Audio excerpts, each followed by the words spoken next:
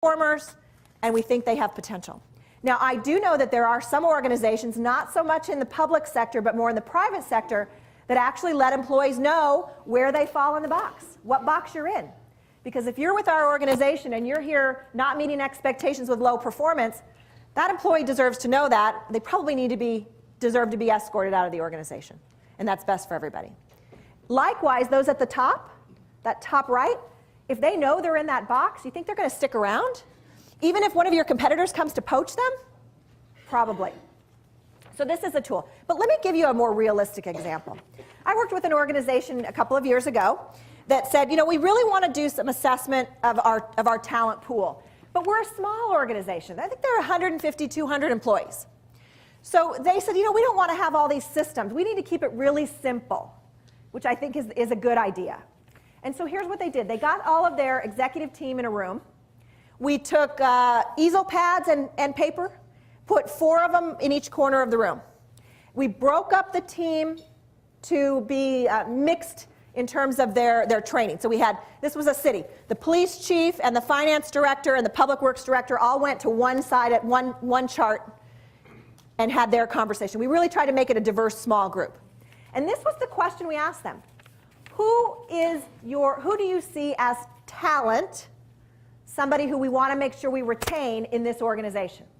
And they just wrote out names. And we had 4 groups doing that at one time. You know, the amazing thing is, same names on every chart. Everybody knows who the talent is within your organization, even if you don't work with them every day. So it was as simple as that, and then we were able to create development opportunities from there. So just keep in mind, it doesn't have to be anything too fancy. It doesn't have to be automated. It just needs to happen. Conversations about talent, who they are, and what they can do. All right, next question, number 5. Raise your hands. Are the leaders at your airport prepared to lead when they assume their new roles? Raise your hand if you said, yes, they are ready to go. Fully trained leaders. 2 hands, 4 hands. All right. So here's my guess. Those of you who raised your hands are doing some of these things which we consider to be best practice. And if your leaders aren't prepared, here's some things you might want to consider. So I'm breaking this down into two parts, formal opportunities and informal. The formal opportunities, a couple of examples. City of Phoenix Sky Harbor. Is Danny in the room? Anywhere? Anybody from Sky Harbor here? Okay. Yeah, yay. Hi. You guys have an on-site degree program partnered with Embry-Riddle Aeronautical University, where they actually help their employees learn the basics of aviation, and not only that, they get a certificate from it, right? You also have on-site study groups for the AAAE CM program, right? So you're looking at bringing programs in to help support the development of future leaders. Here's another one, leadership academies. Do any of you have any kind of leadership training or academy kind of programs? Anybody? A couple. Actually, Gateway Airport here, which is in the east side of town here, has for many, many years, probably 10 years or more, had a leadership academy where their executive team and all new leaders go through formal training related to being a leader. The really cool thing is they do it together. So it becomes a team building, it becomes an opportunity for some strategic conversations, but they're doing it. And lots of permutations to that I'm happy to get into. Here's another one, Toronto. Nicole, where are you? From Toronto. Yay! I actually learned about what Toronto, let's see, I want to get this right. Greater Toronto Airport Authority, right? Okay. I was in Toronto speaking at a conference a couple months ago, and one of the lead articles in the paper was about the airport authority's efforts to develop a competency model. And I think this is another place we can start with developing leaders for the future. What they've done is they've said, what's our strategic plan? What are our big goals? And then what skills are necessary to get there? That's the model then that's woven through training, performance evaluations, selection, all of those kinds of things, as well as the messages that are getting to employees. And ideally, and I don't know, Nicole, if you guys have gotten there yet, but those competency models then roll into individual development plans. So if I know that vaulting is a skill I need to get better at, jumping from this conclusion to that conclusion and solving problems quickly, then I'm going to create opportunities for myself to find those in my plan. All right. The last thing that on this one that I'd like to just recommend, and this is really where my roots are, it's in performance management. Those of you who were in the last session for human resources, you heard a lot about this. But I really believe where you start in developing leaders is defining what do you expect and give very frequent feedback. So it might look like a performance evaluation system, but I'm a strong believer that it's really more about what you do day to day. The evaluation is a summary at the end of the year. But have you defined what's expected? Are you giving feedback? Are your managers skilled in giving feedback? And that's really where it needs to start. So if that's an area that you have not fully developed and you have not fully supported, that would be a good place to start as well. Okay, I've been talking too much. I want to give away a couple books, all right? And as Greg said, a couple years ago I had an opportunity to publish a book called Painless Performance Evaluations, which is really written as a guide to managers and supervisors on doing performance evaluations and managing performance. So this is a good time to stop and give away some books. Anybody else? There's one over there. No? All right. So if anybody finds it after the session, it's yours. It's yours. Before we finish, I always like to use this as an opportunity for networking. Will you just tell us very loudly your name and where you're from? Greg Williams, Fort Wayne, Indiana. All right. Thanks. Thank you. Congratulations. Here. Say that again. Steve, thank you. Congratulations. And welcome to Phoenix. Welcome to Arizona. All right, so let's wrap this up. We said there's some formal ways we develop leaders, but you know what? The best development is like my dad's, very informal. Just off the cuff happens along the way. And here's a couple of suggestions if you're not encouraging your managers to do this already. The first is those tag-along opportunities. I would encourage you to think. Anybody else? There's one over there. No? All right. So if anybody finds it after the session, it's yours. It's yours. Before we finish, I always like to use this as an opportunity for networking. Will you just tell us very loudly your name and where you're from? Greg Williams, Fort Wayne, Indiana. All right. Thanks. Thank you. Congratulations. Here. Say that again. Steve, thank you. Congratulations. And welcome to Phoenix. Welcome to Arizona. All right, so let's wrap this up. We said there's some formal ways we develop leaders, but you know what? The best development is like my dad's, very informal. Just off the cuff happens along the way. And here's a couple of suggestions if you're not encouraging your managers to do this already. The first is those tag-along opportunities. I would encourage you to think, what is it that you get to go to that might be instructive to somebody more junior or less experienced? Whether it's a board meeting, whether it's a professional association, whether it's a termination meeting. Those hard things that other people need to know how to do that you reserve for yourself because of your position. Start sharing those opportunities. Tag along, come along. A second one is to push down that political exposure. To prepare for today, I spent a little time meeting with Danny Murphy from Sky Harbor, and I said, Danny, what are you doing to make sure that your deputies are prepared to take over for you when you decide to leave? And one of the things that I can't help but think about is how much he interfaces with the city council. He said, whenever I can, they come along with me when we make those presentations. But also, he says, I don't facilitate our board and commission meetings anymore. All of that work, that front-facing work, managing the boards and commissions, happens now one level down from the director. Do you think he had to kind of let go a little bit? Sure, because that's something we like to hang on to or we feel is important or as leaders we need to do.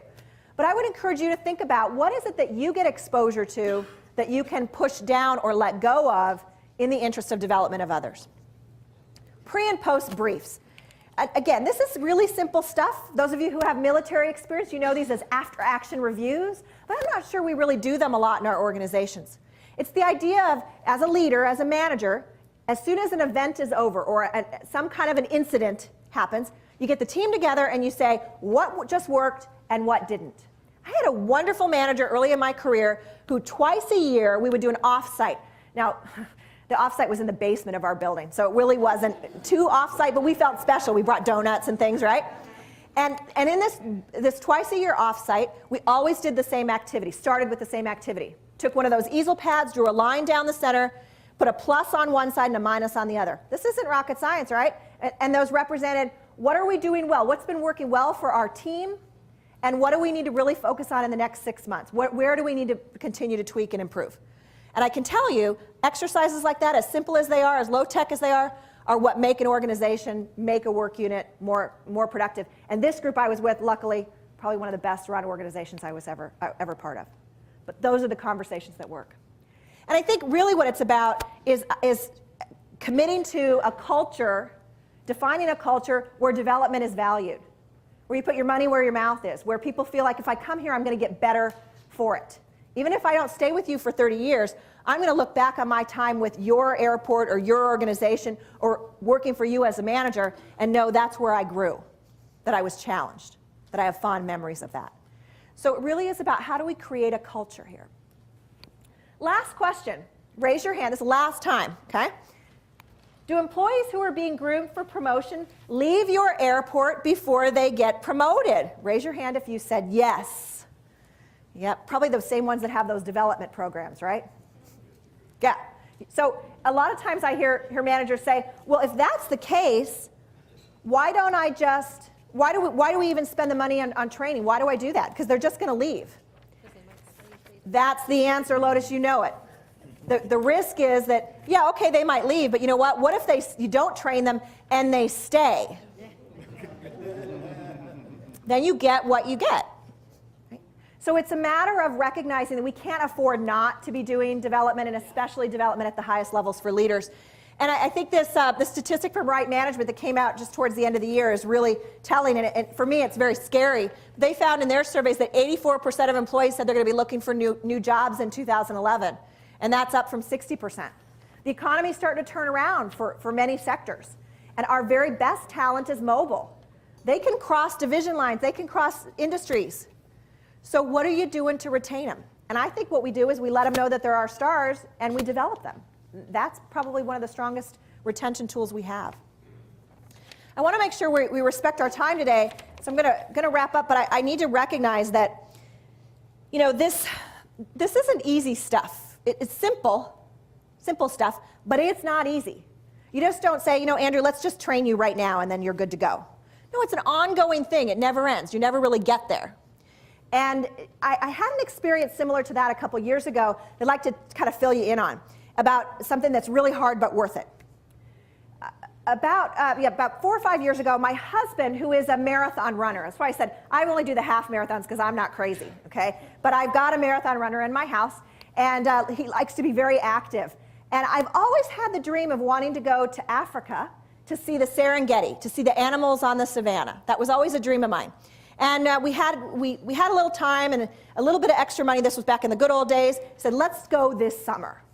And my husband, Steve, said, well, you know, I'll go with you, but riding around in a Jeep for a week in the savannah, I don't know. Sounds kind of boring to me. Boring? How could it be boring? But we had this conversation and decided we did a little negotiation. The bottom line of it was, he said, I will go with you on this safari if you will climb Mount Kilimanjaro with me. And I thought, okay, you know, I mean, I hike out here in the desert a couple days a week, and I go to the gym. I could probably do this, but no athlete. I am not an athlete, okay? Not by any stretch of the imagination. So as I started to prepare, I started reading the books, and I thought, well, wait a minute, this is 19,000 feet. There's no oxygen. And then the more I read, I found out you have to filter your own water.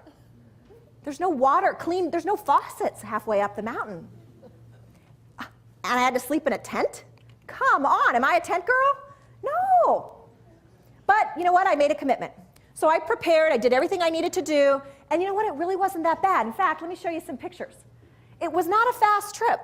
Day one, we went, I don't know, a couple miles up, but mostly up, and it was raining. But I survived. It was okay. Notice the white jacket, not a good fashion choice, okay, for any of you who are. Day one. Made it, it was okay, and look, it's pretty. We saw monkeys and, you know, elephants on the savannah, and I'm thinking, I could do this for 5 or 6 days. I can do this. Day two came along, and the sun came out. That's Mount Kilimanjaro in the background. And we're working our way up 10,000 feet, but you can still breathe at 10,000 feet. I was happy. Okay, then day 3 came. Now, I'm going to show you an aerial view of where we were by day 3. 12,000 feet. It's a place called Mawenzi Tarn. I don't know what that means, but it was ugly. And I don't know if a lot of you can't see this, but those little blue dots are our tents, and that kind of green circle in the middle, that's our water source. Yeah. And so I'm thinking, I don't know if I want to do this anymore. And then I really questioned it when I looked over at some of the other co-hikers, and there were about 3 or 4 of them who were much younger than me, and they were carrying them off the mountain. Altitude sickness, vomiting, headaches, couldn't finish. So I thought, I could probably go with them. I could be down, but, just go with them. But I made a commitment. I made a promise. I signed up to do something, so I continued. By day 4, we get to a place called Kibo Hut. It's a staging area for the summit attempts. And at Kibo Hut, you get there in the middle of the afternoon, and you're supposed to sleep until about midnight, when they come and they wake you up and tell you it's time to do the summit. You climb the summit all night long. So I did that. I went to bed, laid there wide open. How am I ever going to do this, right? We're at 15,000 feet. It's windswept, nothing but scree. You know what scree is? That really kind of powdery dust. That's all there is. It's a volcanic ash mountain. In fact, I was sitting there at about midnight, getting ready to go, putting on my 7 layers of clothing, and Dixon, our guide, comes into the tent, and this is what he saw. Okay, that's me. And he says, I think he must have seen the terror in my eyes, because he looked me in the eye and he said, Miss Marnie, if you don't want to go to the summit, you don't have to. We'll come back for you. Very tempting. Very, very tempting. But you know what? That's not what we signed up for. That's not what I said I would do, and that's not what you said you would do when you took on leadership roles. We want to do this right. We want to do it thoroughly. We want to kick it. So I did. Put on a little Jimmy Buffett, went up 4 hours, up the 4,000 feet, scree-covered mountain. And I don't know if any of you know about hiking on scree. I don't care if I ever do it again, but this is how you do it. Pole, pole. Does anybody know what pole, pole means? It's a Swahili term that means slowly, slowly. In other words, you don't do this quickly. It takes time. And when you're climbing scree, you do 2 steps forward, you slide 1 step back. 2 steps forward, 1 step back. Until you're there. And it takes all night. And at about sunrise, you get to the summit. So with that picture, my husband Steve on the right, our guide Dixon, thank you. Yes. And not looking too good. But that's not what it's about. Sometimes it's not real pretty, but it's worth it. I share that with you just to give you an analogy that this idea of developing leaders, of really taking on the hard work, it is so much easier to just blow this stuff off that we've talked about. To just say, you know what, I got too many other crises of the day to deal with. I got financing issues. I don't have time for this. I don't think we can afford that anymore. I don't think we have time not to really go for it. And we know that when we do it, it's worth it. Not only to us individually, to those who we mentor and prepare, but also to our organizations. I want to thank you for the opportunity to share my story and wish you all the best of luck. Just a couple of offers for you. I am all over. I think you'll be happy about this, Tom. Facebook, Twitter, all of that. Would love for you to join the conversation. And in the back, at the end, we're going to have some books available. If you didn't win one, we're happy to share with you additional resources. So thank you very much for your time today.